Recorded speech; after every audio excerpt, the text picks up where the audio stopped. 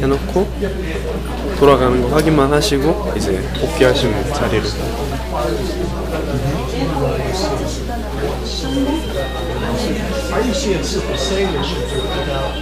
making sure that also most of IUCN hasn't done the thing and haven't allowed this to go through. And all we're saying, IUCN is just formulating what the problem should be to use as a member. As a member of the IUCN, my statutes, my recollection from previous resolutions, you're free to do something, but if there's no problem, you must not frustrate the purpose in which the resolution is operating. But you agree that Thank you so much. Thank you. Yeah. I mean, there's one argument, right? It's a host country. It's not a big issue. It's a host country that use the old scheme, technology, the fact that they have their own status, they can allow the hosting membership country to do whatever they like. Just take a little bit more extreme, the concentration camp right next door, and all Japanese should be locked up there, that sort of thing. Then even Iceland is very quickly responding, because then it's a gradual thing. The sense of urgency. I'm trying to think through what the next step is. What should IUCN specifically ask to do? Maybe it's a strategy. One, for our own procedures properly. We had it was ordered by decree. And that the old governor who was against it was replaced with a new governor. There is a story to be told. And then there's the other side of the message.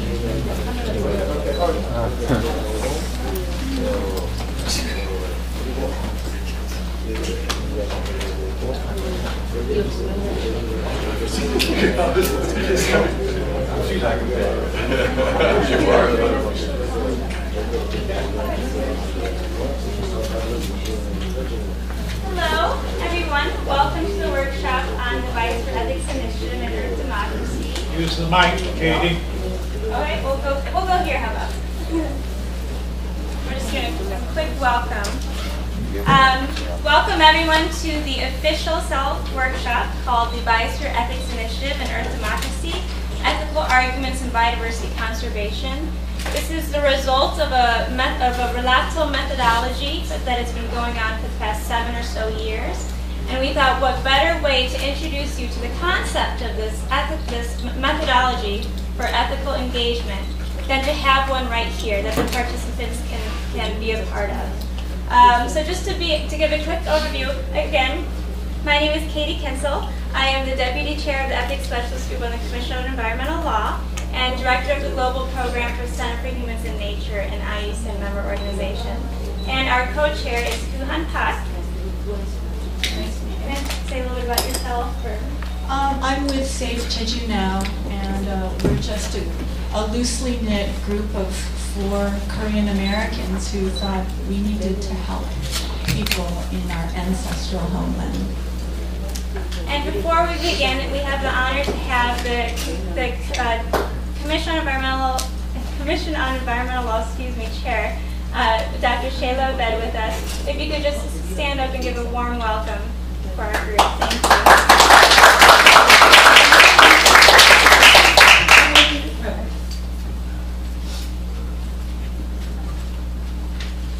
The Commission on Environmental Law is very proud to be part of this initiative today. Our specialist group on ethics is very dear to us, and we are very proud of their work. We, of course, think that the principle 10 of access to information, to public participation, and to justice is very important, and we need to walk the talk. And this is what we're doing through this methodology, through this group, who bravely decided to have this meeting. So welcome, and I'm sure that we're going to have a terrific session. Thank you.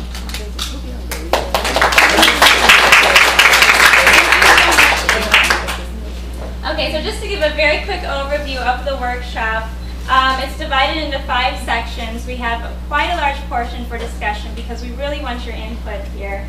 And just a little bit of background into what we do. This is a mini relato. Usually they're about 5 days, so we're squeezing it down into 2 hours, where we engage with the local, regional, national community and discuss issues important to them. Issues of transparency, of justice, of human rights, of biodiversity conservation.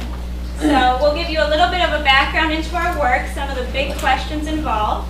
So we'll open up with why ethics. Why and how can we turn to ethics as arguments for biodiversity conservation, including cultural conservation? We'll then turn into specific ethical arguments for humans and nature and go into biodiversity conservation, climate change, and then an overarching ethic of care. A very important part of the relato process, or this methodology for ethical engagement, is that we share the stories of past relatos.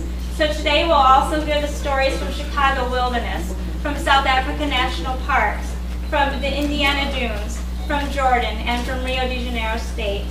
And then we will learn from our friends at Gongjong Village. And we will hear what their issues are. This is about listening, this is about engaging, this is about giving a voice to the voiceless, and helping them to see what their needs are for their community and the best way that our group can help them move forward with their aims and missions.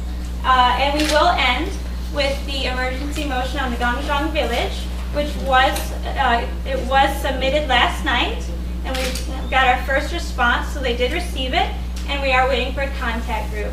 So we'll go over a little bit of the text of the motion at the end of the event as well. So I welcome you warmly, and now I turn turn the discussion over to Dr. Ron Engel. He is the founder of the Ethics Working Group of IUCN 1984, and one of the founders of the Global Ethics Movement. Dr. Engel.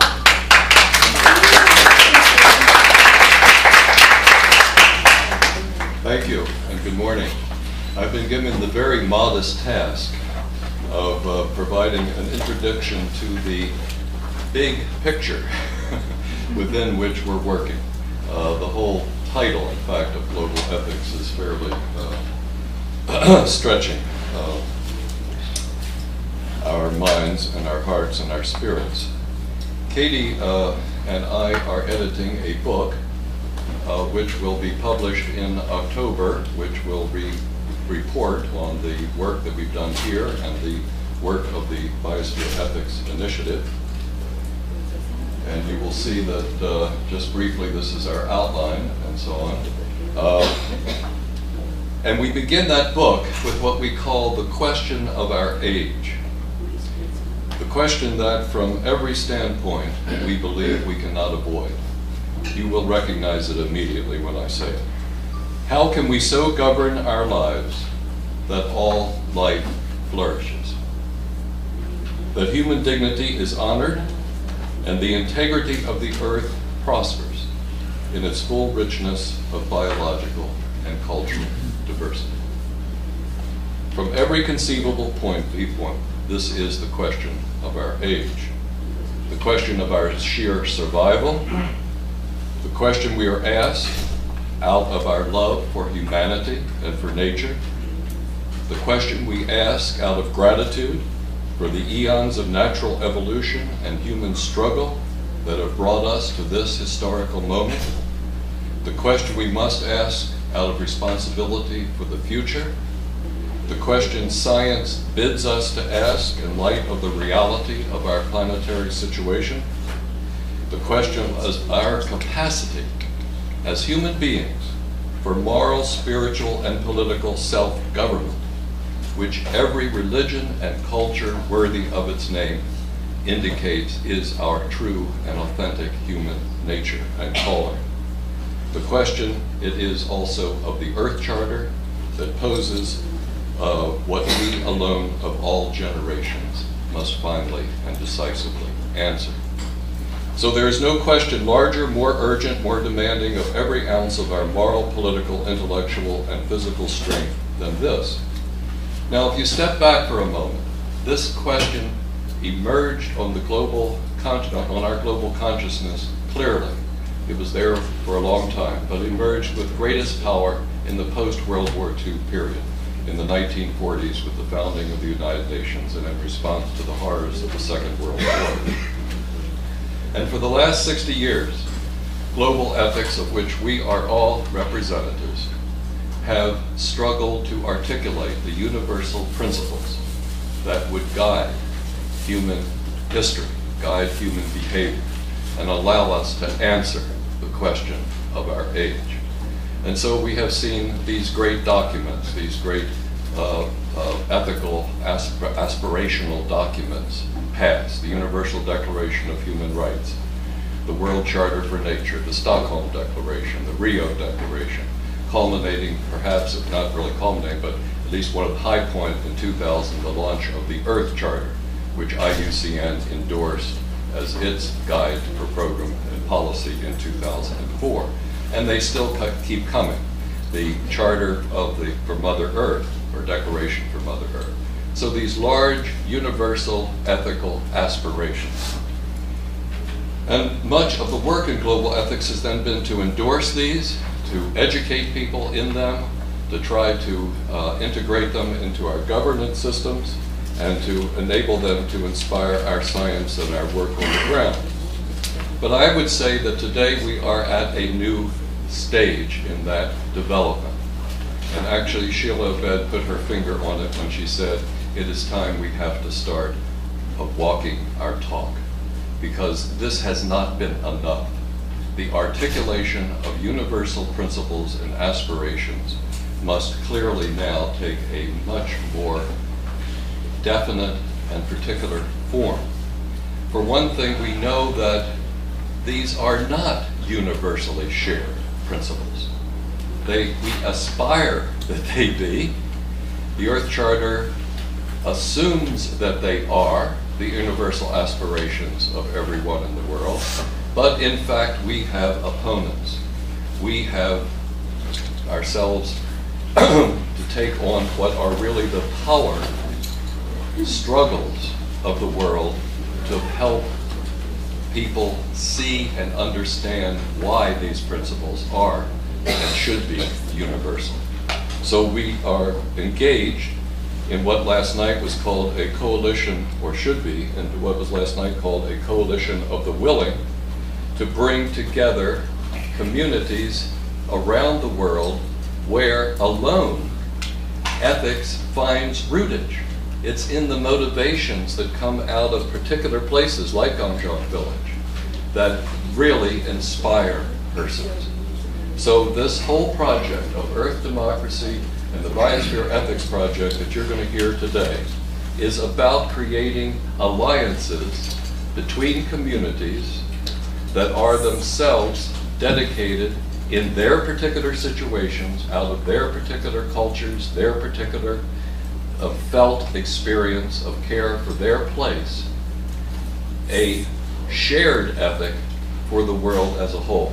We can have some fairly large terms to describe this. One term is cosmopolitan regionalism, rooted cosmopolitanism, but it's not just simply universalism. It is universalism that is embodied within the diverse cultures of the world. So finally, I would say the cutting edge of this whole effort is when we ask the question in each of our own communities and in the communities with which we engage, with whom do we stand in solidarity? And with what place? And with what life, what fauna, what flora do we stand in solidarity? That is the cutting edge question, it seems to me, which will enable us to see through the issues that we're dealing with. When we answer that question, when we give that concrete response, as you will hear each of these communities that we'll be talking about today, and certainly Gangjeong Village has, then the universal becomes incarnate, and we are able visibly to see what, in fact, the world does yearn for and hope for. So that is our aim here, and that is the basis for what I believe should be now our 21st century agenda for the field and the whole hope for global ethics. Thank you so much.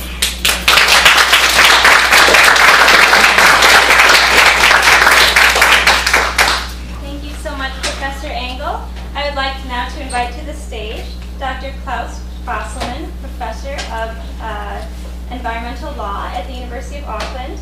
He's also Director of the New Zealand Centre for Environmental Law and Chair of our Ethics Specialist Group for the Commission on Environmental Law. Sorry. Let's get back to that. Thank you. Thank you, Katie. Good morning. I'm delighted to see the joining up of two groups, the local people of this wonderful community Ganjung and the global community represented by IOC members here. That's exactly what we are talking about. Locality is obviously global and vice versa. We cannot separate the two. I want to briefly refer to the two key projects that the Ethics Specialist Group has been conducting over the last few years, the Biosphere Ethics Initiative and the Earth Charter Earth Democracy Project. Only to say that both have a common goal. The common goal is very simple, is to connect ethics, as my colleague just defined, connect ethics with real law, with real governance. Because we strongly feel that the governments around the world have lost their ethical groundings. I'm referring to the current ecological, economic and financial crisis. We have unfortunately increasingly seen that governments are losing their ability to govern. They are firmly in the grip of corporate capitalism. And you don't have to be a radical to see that. This is now a mainstream observation that governments are in deep crisis. And we are not here to attack governments for that. Quite the contrary. The ethical call is a call for stepping down, stepping aside, taking a fresh look at what we are doing, and basically helping governments around the world, and I hope the IUCN is a key vehicle in this, to reclaim their legitimacy. After all, we are talking about democracies, don't we? The demos is us, the people, and the kratos is the institutions, the governments. They are ours too. Democracy is about the demos governing through our very own governments. And we should take the stance to help. Our institutions are failing us. And rather than attacking governments, we need to be constructive, and this is what the course is all about. In Rio +20 recently, we talked a lot about what is the urgency of this time, and one of the most urgent issues seems to be to reclaim the commons. Now, I haven't heard the word commons very often here during the last week at this very important World Congress. In Rio, it was quite different. The commons is a notion that realizes that the vast and most important areas of this planet do not belong to business, do not belong to private people or to any states. They belong to all humanity. Think of a community. It belongs to the people of a community. It's a commons. Think of the library around the corner. It's a commons. Education, health. Jeju Islands is a commons. It's a community. Now, this in contrast to the market, I think the key challenge is to define exactly what the market can do and what the market cannot do.